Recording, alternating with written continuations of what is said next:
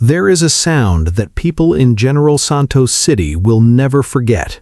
Not the shaking, not the sirens. It was the silence that came right after, that half second where the entire city held its breath before the screaming started. It was 7:37 in the morning on June 8, 2026.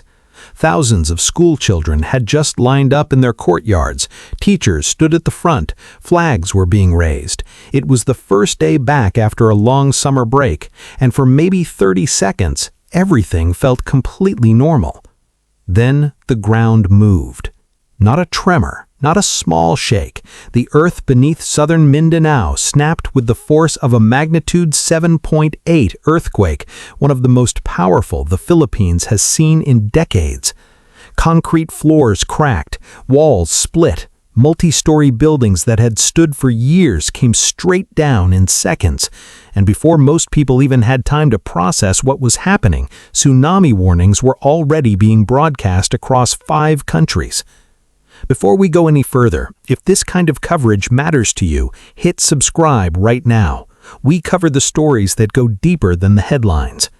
Now, let's talk about what actually happened, because this earthquake is more alarming than most people realize. The quake struck roughly 26 kilometers off the coast of Sarangani province. It hit so fast and so hard that the initial reading came in as a 7.0, and then seismologists revised it upward to 7.8. That difference is not a rounding error. Each full point on the magnitude scale represents roughly 32 times more energy. The ground near General Santos City, a city of around 720,000 people, experienced what's classified as intensity 8 shaking. The technical term for that is very destructive. In plain language, it means buildings fall. And fall they did. A 4-story commercial building in the heart of General Santos City came down with people still inside it.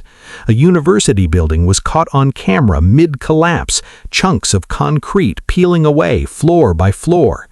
Rescue teams from the Bureau of Fire Protection moved in immediately, pulling 2 survivors from the rubble of the commercial building. A third person was found dead inside. Scanners were used to detect any remaining signs of life. As of Wednesday, June 10th, the death toll had climbed to 45. At least 688 people were injured. 33 remain missing. More than 12,600 homes across Mindanao were damaged or destroyed entirely. And those numbers are still being counted. Some of the worst devastation happened not in the city, but in the mountains. In the town of Glan in Sarangani province, a hillside gave way. Entire homes were buried under debris before anyone had time to run. The area is so remote that in the immediate aftermath, the only way in was by helicopter. That meant rescue teams couldn't reach survivors by road. That meant every hour mattered more than the last. In the schools, something remarkable happened. At Molita, more than 100 students had just gathered for their flag ceremony when the shaking started.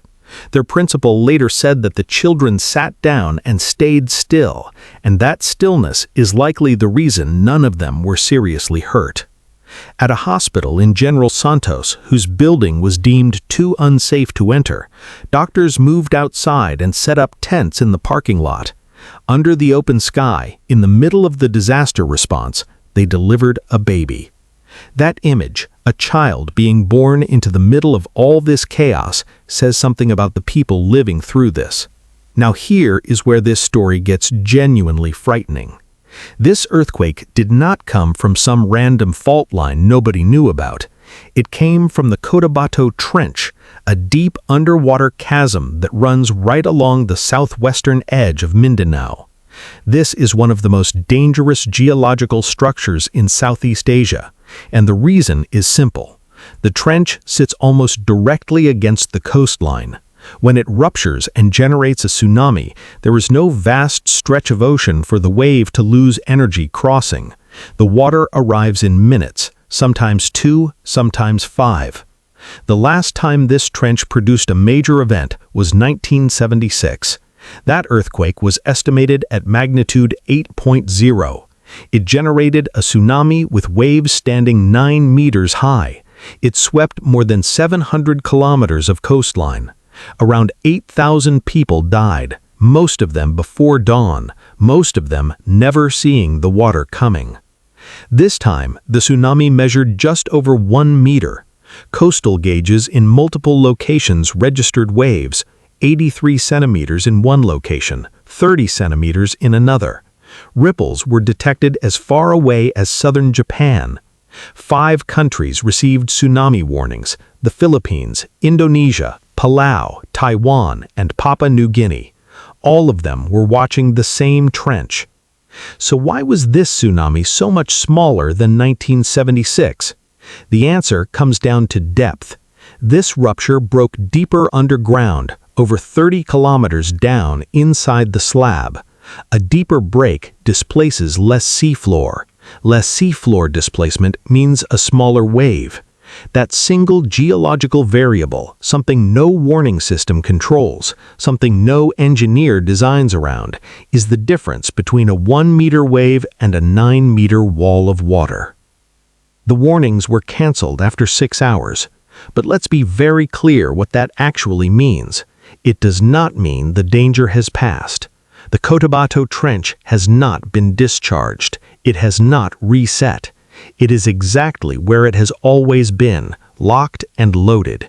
And the cities along that coast are far larger today than they were in 1976.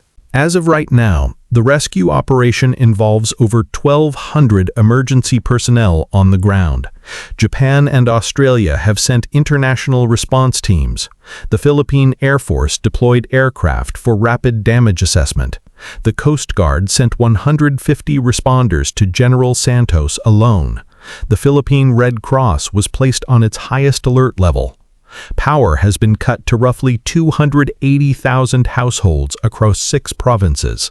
General Santos International Airport, which had been shut down entirely, partially reopened on June 10th for emergency flights, but 78 domestic services remain canceled.